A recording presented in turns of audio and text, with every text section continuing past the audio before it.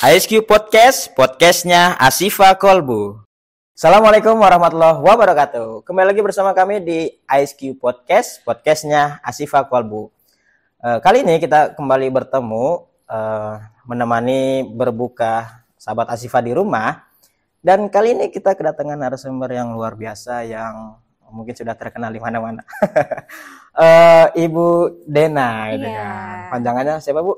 Dena Ibrahim. Nah, Ibu Dena Ibrahim. Nah, Ibu Dena Ibrahim ini influencer, terus juga mentor dan digital marketing. Nah, ini luar biasa ya. Jarang-jarang nih influencer main ke sini. Nah, hari ini saya dengan Bu Dena akan membahas materi tentang tugas manusia di bumi. Dan buat sahabat Asifa di rumah, mangga kita simak bareng-bareng ya, siapa tahu ada ilmu yang bermanfaat buat kita semua. Nah, Bu Dena, kita hari ini bakal bahas tentang tugas manusia di bumi. Nah, kalau yang kita tahu bahwa Allah gitu kan dalam Al-Qur'an dijelaskan bahwa manusia tuh ditugaskan di bumi sebagai khalifah gitu kan, sebagai pemimpin. Dan ada juga di ayat yang lain bahwa tidak menciptakan manusia gitu kan kecuali untuk ibadah kepada Allah. Dan juga gitu kan Nabi menjelaskan gitu bahwa manusia tuh manusia yang paling baik, manusia yang terbaik itu khairun nas anfa'uhum linas, yaitu sebaik-baiknya manusia yang bermanfaat gitu kan bagi manusia lainnya. Nah, di sini ini menarik gitu kan. Kita lihat itu kan tugas manusia bumi menurut Bu Dena nanti. Bu Dena, jadi Bu Dena ini selaku mungkin wanita muslimah gitu, ataupun ibu rumah tangga juga gitu kan, mendidik anak-anak di rumah juga. Bagaimana nih peran Bu Dena gitu kan, mungkin berkaitan dengan tugas manusia di bumi. Silakan Bu Dena. Iya betul, saya itu ibu rumah tangga.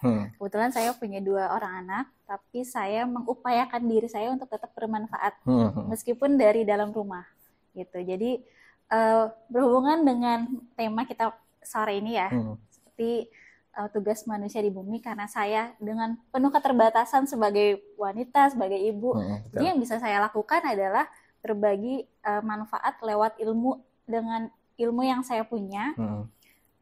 Karena sekarang zamannya sosial media, biasanya saya melakukan itu dari sosial media, memberi kabar baik, menginformasikan ke banyak perempuan Indonesia, ke para muslimah, bahwa kita sebagai muslimah itu punya identitas loh, menjaga jari dari ketikan, tidak mengumbar aurat jika bermain sosial media. Dan saya juga harapannya saya juga bisa menyampaikan kabar baik bahwa Allah itu punya janji yang tidak akan meleset walaupun sebenang gitu. Jadi manfaat yang dimaksud tugas manusia di bumi ya berbagi manfaat sebanyak-banyaknya. Nah, jadi menarik gitu kan. Apalagi ibu nih ya, saya lihat kalau saya mikirnya kalau followers banyak juga kan kayak ada amanah yang luar biasa gitu kan. Jadi lebih menjaga. Nah, gitu kan. Apalagi sosial media gitu kan. Kalau kita lihat ya wanita tuh memang godaannya besar di situ gitu kan. Ingin tampil gitu kan, ingin tampil lebih. Atau mungkin bahkan ada yang mengumbar auratnya, atau mungkin dia tidak menjaga lisannya. Kadang kita nggak tahu, mungkin di sosial media dosa kita banyak gitu kan. Bisa jadi benar. Nah, mungkin Bu Dena nih, saya nggak tahu gitu kan. Jangankan influencer lah, orang biasa pun sulit gitu kan buat tidak bersosial media dengan baik gitu. Nah, Bu Dena mungkin selaku influencer atau mentor atau digital marketing buat menjaga hal itu seperti apa? Mengingat fitrah. Fitrah sebagai perempuan, sebagai anak yang harus berbakti sama orang tuanya. Jadi kalau saya menceritakan hal-hal yang tidak baik, gimana ya nanti kalau orang tua saya lihat seperti itu. Kalau saya banyak mengeluh, gimana ya kalau suami saya juga melihat. Jadi jangan sampai beliau juga sedih, oh ternyata istri saya tidak bahagia loh hidup dengan saya gitu. Jadi kalau saya banyak mengumbar aurat, saya berkata yang tidak baik, gimana nanti kalau anak saya juga lihat gitu. Jadi siapa yang jadi panutannya beliau kan?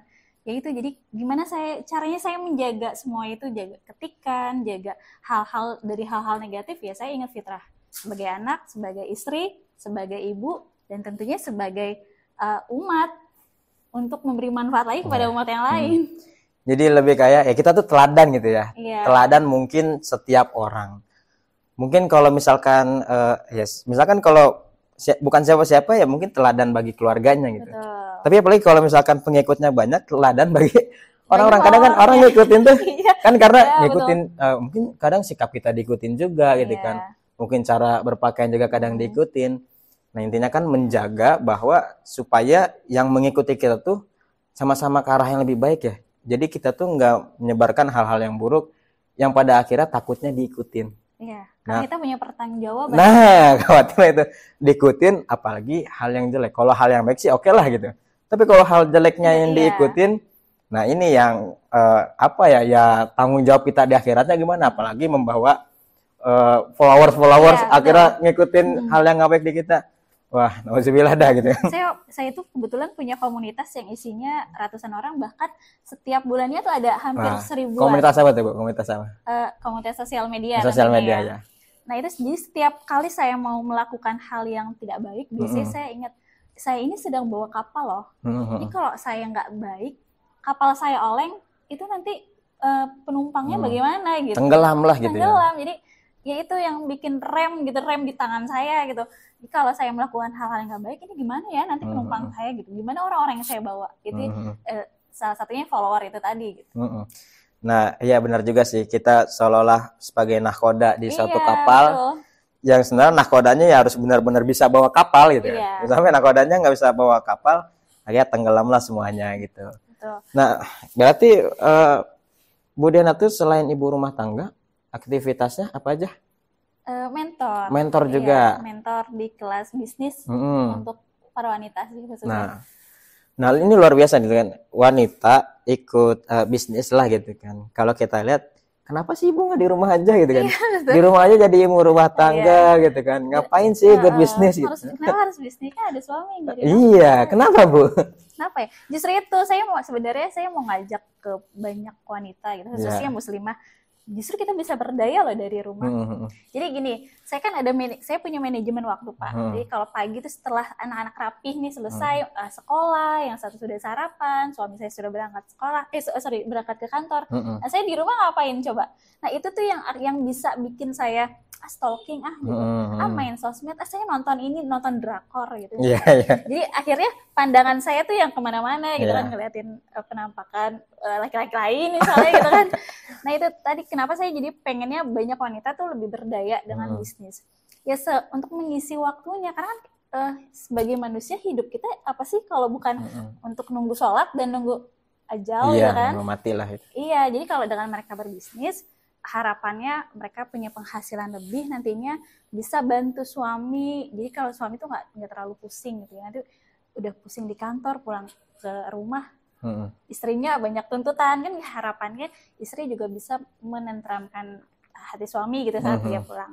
Terus kita tuh punya orang tua loh, jadi orang tua juga walaupun mereka tidak menginginkan uang dari anaknya, tapi rasanya bangga kalau kita bisa kasih sesuatu ke orang tua kita. Apalagi bisa berangkatin mereka umroh. Nah kenapa harus kita bisa berbisnis, supaya kita bisa punya uang, bisa bermanfaat buat banyak orang, bisa sedekah, bisa menyantuni anak yatim gitu. Jadi nggak nanti mau sedekah nunggu suami dulu gitu. Kalau kita punya uang sendiri bisa kapan aja sedekah. Iya benar. Jadi intinya gini lah, kita tuh harus kaya gitu ya. Iya, muslim benar-benar harus kaya. Apalagi muslim nih harus kaya gitu. Harus kaya.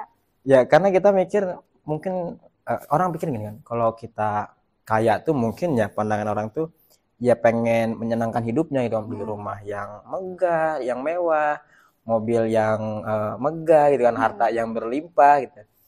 Nah sebenarnya kayanya tuh harus kayak gimana sih gitu kan? Kita sebagai muslim harus kaya yang seperti apa gitu? Kalau saya Iya, kita boleh lah, maksudnya banyak berharap pengen kaya, pengen punya banyak uang, tapi tetap dengan sikap kita yang sederhana. Ya kita nggak mesti menampakkan loh dengan pakai emas banyak gitu kan, punya mobil mewah yang banyak juga, tapi nggak seperti itu. Harapannya kalau muslim kenapa harus kaya? Karena dia akan bisa menjaga agamanya. Benar. Kalau banyak anak-anak yatim, saya suka sedih kalau cerita ini. Maksudnya banyak anak-anak yatim gitu kan. Kalau bukan saudara muslimin juga yang bantu, siapa lagi yang bantu mereka? Sedangkan mereka itu generasi yang diharapkan untuk menjaga agama kita gitu. Jadi kenapa harus kaya? Ya karena supaya bisa bantu banyak orang. Terlihat kaya dengan seperti apa? Ya dengan bisa bantu banyak orang. Tapi sikapnya itu yang sederhana. Intinya kayanya pun harus bermanfaat. Harus bermanfaat. Iya. Sikapnya tetap sederhana. Sikapnya tetap sederhana. Jadi sebenarnya kembali lagi kepada tujuannya. Dia ingin kaya itu untuk apa gitu kan. Kalau cuman untuk sebatas kesenangan dunia, ya mungkin ya bisa-bisa aja. Tapi kan itu menghilangkan kayak satu hal yang luar biasa, bahwa sebenarnya kan ketika kita mati itu ada yang bisa, amal yang bisa kita bawa gitu kan. Walaupun kita sudah mati. Salah satunya kan mungkin amal jariah. Amal jariah misalkan dapatnya dari mana? Mungkin dari kita banyak uang nih bersedekah ke masjid yang ingin dibangun, ke pondok pesantren, ke anak yatim yang itu digunakan untuk ibadah lagi. Nah, kan jarang gitu orang berpikir ke situ gitu. Saya ingat sama guru-guru saya. Mereka tuh rumahnya kecil, terus kendaraannya biasa-biasa aja. Tapi ternyata mereka yang memakmurkan pesantren seperti itu. Gitu. Jadi banyak kan pesantren yang terbantu dari mereka. Ya karena memang tujuan bisnisnya untuk membantu agamanya sendiri, membantu Islam supaya lebih makmur gitu. Ya, mudah-mudahan kita bisa seperti itu ya Pak. Amin, amin, amin, mudah-mudahan. Jadi ya poin pentingnya tuh ya kita harus kaya tuh ya karena untuk menjaga agama kita gitu. Karena jangan sampai ya istilahnya agama kita, kalau kitanya nggak kaya akhirnya kan nanti kita ngemis-ngemis keluar gitu ya. Betul. Nah itu yang sangat khawatir, yang sangat disayangkan gitu. Nah apalagi kan kita balik lagi gitu kan, apapun yang kita lakukan itu balik lagi niatnya untuk ibadah gitu kan, kita kaya untuk ibadah. Nah mungkin Bu Dena bagaimana nih, mungkin kan ibu rumah tangga atau sebagai wanita biasanya nganggap bahwa ya pekerjaan dia tuh ya kayak kegiatan sehari-hari aja gitu. Mungkin dia pikir itu tidak ada nilai ibadahnya mungkin gitu kan, karena yang seperti yang kita tahu kebanyakan orang ibadah tuh sholat, zakat, puasa. Nah, gimana nih cara Bu Dena supaya misalkan ya istilahnya memotivasi juga ibu-ibu di rumah, wanita-wanita di luar sana supaya apapun aktivitas kita gitu kan, ibu rumah tangga kah atau wanita karir kah, supaya itu bisa bernilai ibadah. Bagaimana Bu Dena? Karena sekarang zamannya sosial media dan tentunya sebagai wanita tuh kita punya keterbatasan ya, keterbatasan waktu, keterbatasan tenaga, tentunya dari izin suami, karena ketika suami pergi kerja ya beliau berharap kita ada di rumah. Lalu gimana supaya kita bisa bermanfaat? Gunakan apa yang ada di depan kita, karena sekarang zamannya sosial media, kita bisa gunakan itu dengan kita menulis hal-hal yang baik, menasehati orang dari tulisan kita, berdakwah itu kan sebenarnya berdakwah. Kalau orang bilang nulis status apa sih, apa bikin status. Nah kalau tulisan-tulisan itu baik, itu sebenarnya kita sedang berdakwah, kita sedang mengingatkan teman-teman muslim kita gitu bahwa dengan tulisan yang baik itu akan jadi pertanggungjawaban kita nanti. Dengan tulisan kita yang baik, siapa tahu di belahan bumi yang lain itu ada yang bahagia loh baca tulisan kita seperti itu. Jadi semua wanita bisa bermanfaat meskipun kita punya keterbatasan dengan banyak berbagi lewat sosial media, menulis hal-hal yang baik, kasih informasi, memberi kabar baik bahwa janji Allah itu selalu ada dan tepat, nggak akan meleset gitu. Jadi buat teman-teman atau ibu-ibu yang sedang merasa waktunya habis di rumah, capek ngurus anak, itu tenang aja, nanti suatu hari itu ada balasannya, dan itu lebih indah. Kalau balasan dari Allah kan lebih indah daripada balasan dari sesama manusia. Iya benar. Nah menarik gitu. Dan gini Bu Dena tuh kan banyak followers ya. Kalau misalkan mungkin men-share hal yang baik gitu kan, atau mempunyai program-program yang baik, pasti kan khawatir ya, takutnya kan ria atau apa gitu kan, penyakit hati itu ada aja. Mungkin takut malah buat orang lain iri, hasut. Nah cara Bu Dena buat menjaga hati gitu supaya tetap ya benar-benar ini ikhlas lillahi ta'ala gitu, dengan mengingat dari mana saya berasal dan saya akan pulang, itu aja. Jadi kayak misalnya saya di depan saya ada makanan enak, makanan banyak gitu, terus saya harus ingat nih nanti sebenarnya saya tuh dulu berasal dari mana sih. Dulu saya berasal bukan siapa-siapa, lalu buat apa itu dibagi-bagikan ke orang lain? Dimana kalau suatu saat atau di suatu tempat ada orang yang lagi kesusahan, lagi kelaparan gitu, kayaknya nalurinya langsung lah ya. Jadi terus saya juga ingat nanti kemana saya pulang. Bukannya Allah nggak suka ya sama orang-orang yang sombong kan gitu ya. Jadi ya supaya menjaga itu lagi ya harus ingat dari mana kita berasal dan kemana kita akan pulang. Ya benar. Untuk apa juga kita di dunia gitu kan. Intinya balik lagi, tugas manusia untuk apa gitu kan, ibadah gitu.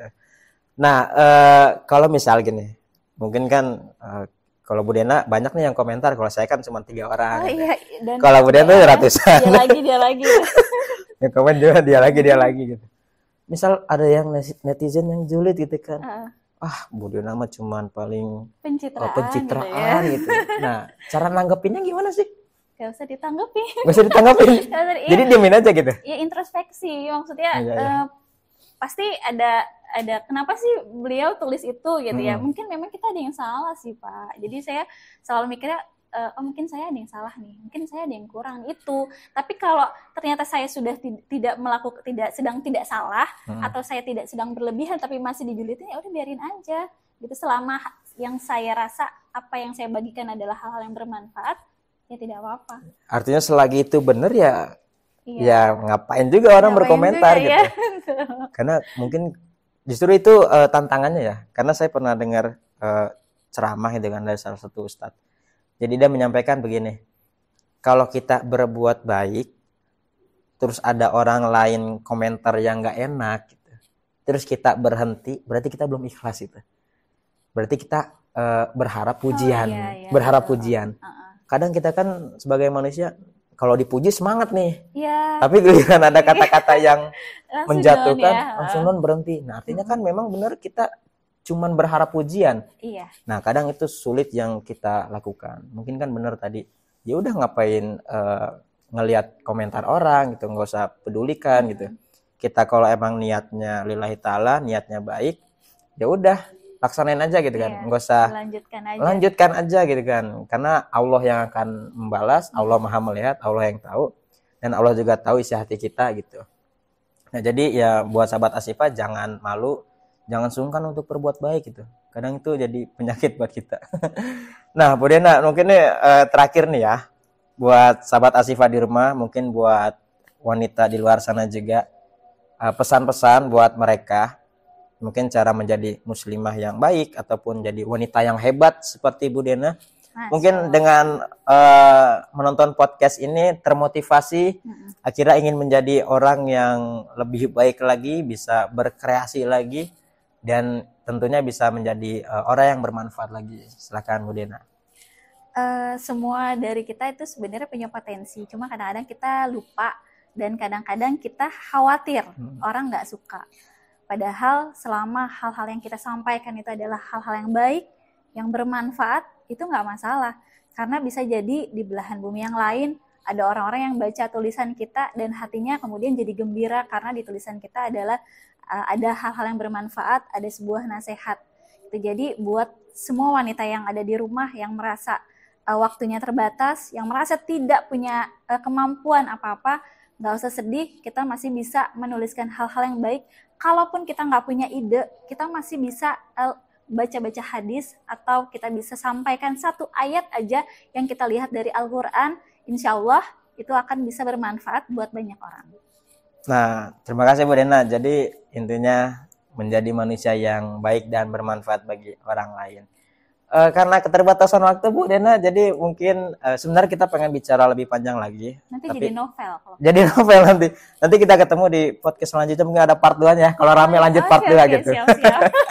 Oke Bu Dena, terima kasih atas kehadirannya di ISQ Podcast ini. Dan buat sahabat Asyifa di rumah, terima kasih yang sudah menyaksikan dengan setia gitu kan, menonton podcast ini sampai habis. Mudah-mudahan ilmu dari Bu Dena yang disampaikan tadi dengan panjang lebar bisa kita amalkan, dan tentunya kita berharap itu bisa bermanfaat buat kita semua. Amin. Dan kita pamit berdua gitu, sampai ketemu di episode selanjutnya di ISQ Podcast, podcastnya Asyifa Kolbu. Sekian, wassalamualaikum warahmatullahi wabarakatuh.